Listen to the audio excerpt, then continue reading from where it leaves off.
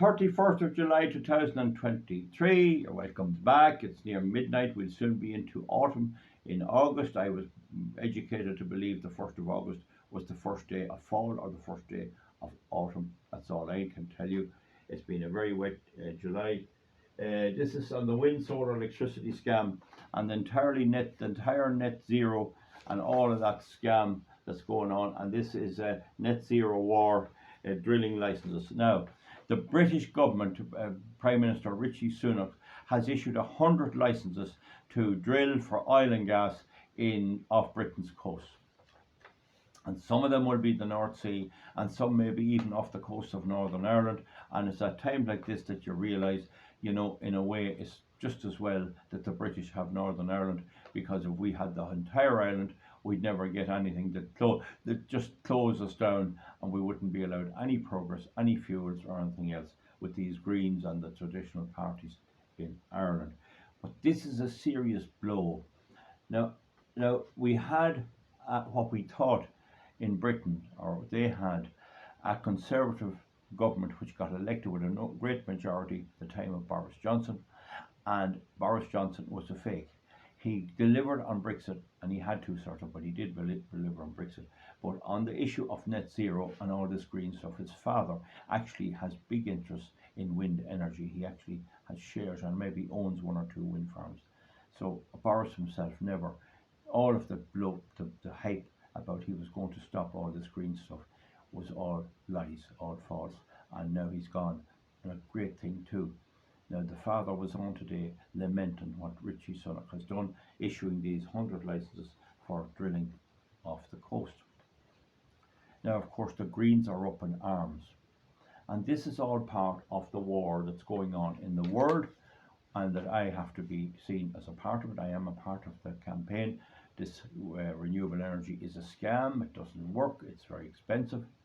And Tony Blair came out today and he said that you can't load the cost of all this net zero on the ordinary person. So he's a politician after all, and he has some wee bit of common sense left. And Sunak, by doing this, obviously says, look, we're importing oil and gas. We have to try and get some of our own. But these green zealots, you have to realise, it's a religion. It's a religion. And when we begin to beat them, they're going to fight us very hard. It's going to take tough people to fight these crowd.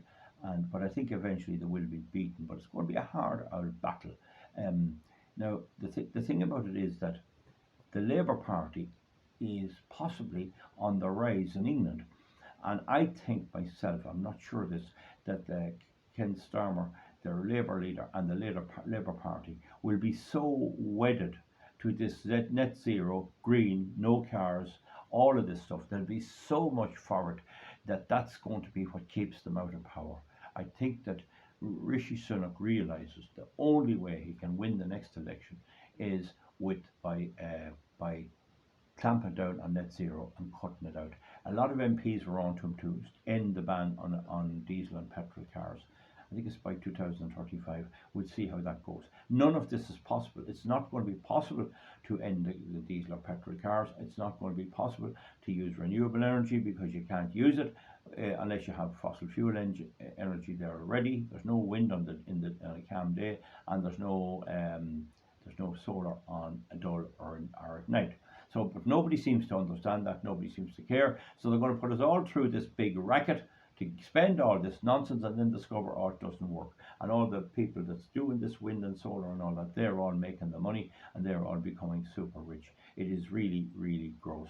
But anyway, this is a blow. The Just Stop Oil crowd were out, and they were complaining, and they're going to be gluing themselves to the road. And I maintain that the right thing is leave them there. Just leave them there for at least a couple of days and let them freeze there. But I have no say in that. So it's a war. It's very much a war. It's an internal war, and Anthony Blinken, the American Secretary of State, he was on today too. Oh, climate change is the most existential threat. Excuse me. Where did they get this word existential? It means existing. It means nothing. It's just a big word to make him look good. Existential threat. Well, then he says, well, the Ukraine is another big problem. So, they have to choose between the two. And 80% of the world doesn't give two hoots about them. You have a coup in Niger in Africa, and it has a lot of resources, including uranium deposits. And there's a battle royal going on between Russia, China, and the United States, with Europe being a minor player of the United States hanging on to try and get what's useful in Africa.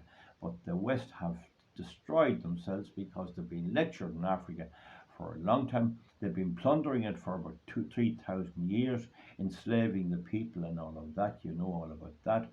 And the Africans are beginning to say, what do we want you here for at all? And whereas 30 years ago, neither Russia nor China could offer Africa anything, that has changed immeasurably. That has changed immeasurably. Now, just consider that even to this very day, an African farmer cannot sell manufactured coffee or chocolate. You can't go into a shop and buy a bar of chocolate from Nigeria or from Ghana. You're not allowed. They're not allowed to export it into the West or into Europe because it would damage the existing supply, manufacturers. They can only send in the raw materials. With that and all of that type of thing, that's not reported in the media and not talked about in the media, and that's been kept secret, that's going to do the West and Europe an awful lot of damage as time goes on. And right now, the number one commodity currency in the world is oil, whether the lefties like it or whether they don't, or the woke crowd left it like it. Oil is the thing, and the whole fight to get the get the other countries away from the dollar and away from dollar hegemony or dominance is all based on oil. Whoever controls the oil controls the whole thing, and you can see that every day in our lives. So the lefties are deluded. They're just deluded. They have the governments along with them. They can put us through an awful lot of abuse, wasting everything, building this junk, only to discover it doesn't work. So it's a good day that these licenses are issued, and it shows you there's a move away. It could be that this is the one issue that will put back in the Tories in England and in Britain, and that Labour will not win. They're going to have to choose what to do, and I cannot see them, number one, choosing to turn away from green stuff. And Tony Blair said today that the ordinary people couldn't be made pay for this. You cannot be expected to be paid for this, make pay for it. But he's wrong, and they're wrong in this way. It's not how much it costs or who pays it. It doesn't work anyway. It's a complete and utter Ponzi scheme, of course. I think most of you accept that. So it's interesting times. The thing is not going the way. Germany is in recession. They're stuck for Russian oil and gas. They're after passing laws today to take away all Russians' investments in Germany and the EU, and they're going to spend it on day-to-day spending. So somebody getting their unemployment benefit in Cross or in Clonmel tomorrow will be getting Russian seized assets. And it's the same in America. They have seized billions belong to Russia, and now they're stuck for money, and they're going to spend it to make sure these countries will never get their money back. But the impact of that on their economic system and the reliability of their currency could be very, very big indeed.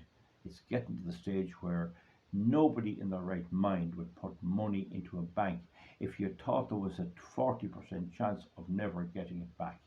And right now, for any country to put money into Europe or America, there is a big chance that when it comes to the point, they won't give it to you back. They've weaponized the whole thing. So meanwhile, the Ukraine is about 50-50. No one knows. It's slogging it out, and they're trying to get peace talks going. But I don't know what's going to happen there. I'll have to investigate that and give you another video. But neither side are doing well, and meanwhile the Americans is pumping in all this phony money in there. Imagine they hadn't ammunition. President Biden admitted they're out of ammunition. Now, they've probably kept some of their own stocks, but imagine the United States government being out of ammunition to fight wars. They're not ready to fight any war. They're not ready in any way. Folks, that's it. It's interesting times.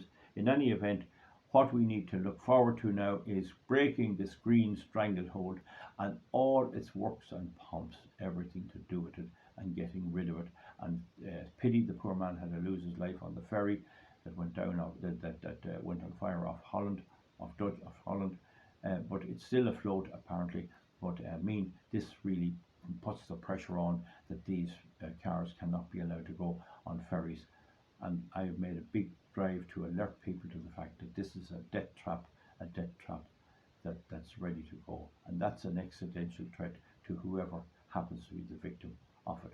Folks, that's it. Give me a thumbs up. It's a general kind of a news thing. We'll see you back for something else soon. Bye bye and the best of luck. Thank you.